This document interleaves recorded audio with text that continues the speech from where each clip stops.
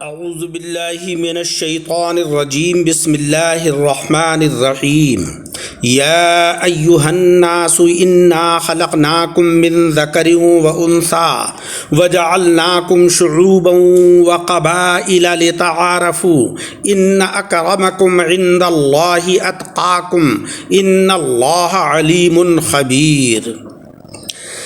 سامعین اکرام، قرآن عظیم کا جو حصہ تلاوت کیا ہے اس میں اللہ تبارک و تعالیٰ نے ہم سے فرمایا ہے کہ دنیا میں رہنے کا طریقہ یہ ہونا چاہیے۔ ترجمہ ہے، اے لوگوں، ہم نے تمہیں ایک مرد اور ایک عورت سے پیدا کیا، یعنی حضرت آدم علیہ السلام اور حضرت حوا، اور تمہاری ذاتیں اور قبیلے اس لیے بنائے تاکہ تم ایک دوسرے کو پہچان سکو۔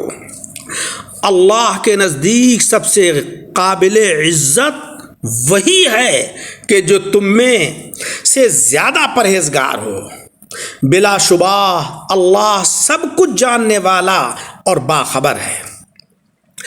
آج ہم یہ سمجھتے ہیں کہ عزت و وقار انسان کو دولت سے حاصل ہوتا ہے،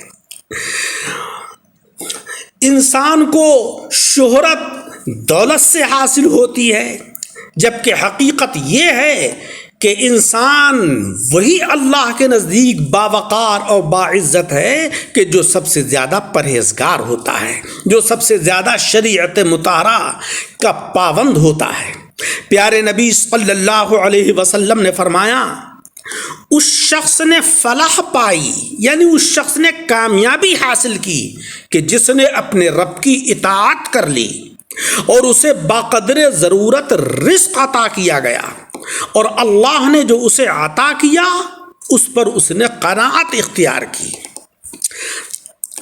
آج ہمارے پاس وافر مال ہوتے ہوئے، کثیر جائیداد ہوتے ہوئے ہمارے اندر قناعت کا وصف نہیں ہے، ہم اس کو کم ہی سمجھتے ہیں، جبکہ آقا علیہ السلام فرما رہے ہیں کہ وہ شخص کامیاب انسان ہے، فلاح یاب انسان ہے کہ جس نے اپنے رب کو یاد کیا اور اسے باقدر ضرورت رزق عطا کیا گیا، اور اس نے اسے جو عطا کیا گیا اس پر اس نے صبر کیا، قناعت کی۔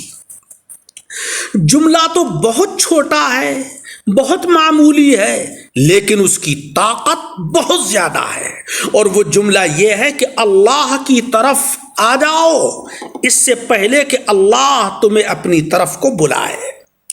حضور نے فرمایا کہ تم میں سے بہترین لوگ وہ ہیں کہ جن کو دیکھ کر اللہ رب العزت یاد آ جائے، یعنی تم میں سے بہترین لوگ وہ ہیں کہ جن کا چلنا پھرنا، اٹھنا بیٹھنا، سونا جاگنا اللہ کی یاد سے خالی نہ ہو۔ جب ایسے لوگوں کو تم دیکھو تو سمجھ لو کہ تم کو بھی مولا تبارک و تعالی ان کو دیکھ کر یاد آ جائے گا۔ دنیا میں رہنے کا طریقہ تو یہ ہے کہ شام ہو جائے تو صبح کا انتظار نہ کرو، اور صبح کے وقت شام کے منتظر نہ ہو۔ اپنی صحت کو مرض سے پہلے غنیمت جانو اور زندگی کو موت سے پہلے، کیونکہ ہر شخص کو موت کا مزہ چکھنا ضرور ہے۔ قرآن عظیم میں ہے، کل نفس ذائقۃ الموت۔ پیارے عزیزوں، تمام رشتوں میں سب سے کمزور رشتہ ہمارے جسم اور روح کا رشتہ ہے۔ نہ جانے کس وقت یہ رشتہ کہاں منقطع ہو جائے، کہاں یہ رشتہ ٹوٹ جائے۔ آقا علیہ السلام نے فرمایا کہ اگر لوگوں کو معلوم ہو جائے کہ عشاء اور صبح کی نماز کی کتنی فضیلتیں ہیں تو اگر گھٹنوں کے بل آنا پڑتا تو پھر بھی وہ نماز پڑھنے کے لیے آتے، نماز کو چھوڑتے نہیں۔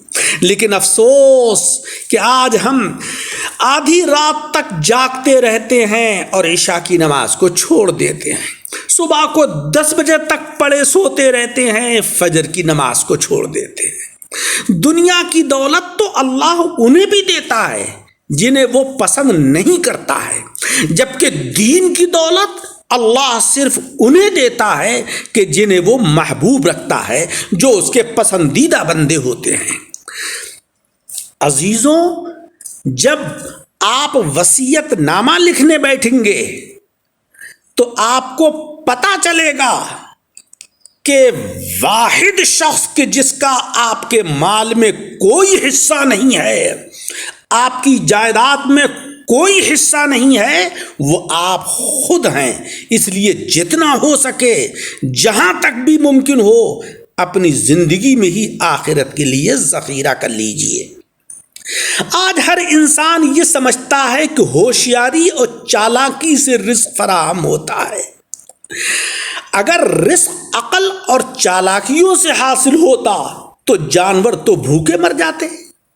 لہذا رزق کی طرف نہیں، رزق دینے والے کی طرف کو دوڑ لگائیے۔ مگر افسوس ہے آج کہ ہم دنیا اور مافیہا کے اندر ایسے مصروف ہو گئے ہیں، مادیت کی طرف ہمارا اتنا میلان ہے کہ ہم دین اور دینی تعلیمات سب کو فراموش کر بیٹھے ہیں۔ ہم اللہ اور اس کے رسول صلی اللہ علیہ وسلم کی تعلیمات کو بھول بیٹھے ہیں۔ ہماری مسجدیں خالی ہیں، ہماری خانقاہیں سونی پڑی ہوئی ہیں، ہمارے مدارس کے اندر پڑھنے والے بچوں کی تعداد کی کمی ہے، اور اس کے بعد شور یہ ہے کہ ہو گئے دنیا سے مسلمان نابود۔ ہم یہ کہتے ہیں کہ تھے بھی کہیں مسلم موجود۔ آج ہمارا حال تو یہی ہے کہ ہم اپنے آپ کو سدھارنے کے لیے تیار نہیں ہیں۔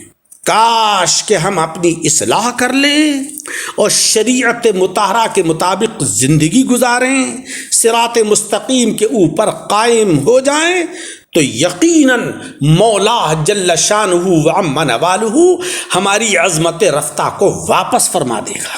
مولا رب العزت ہمیں عمل کی توفیق عطا فرمائے۔ آمین بجاہ النبی الکریم۔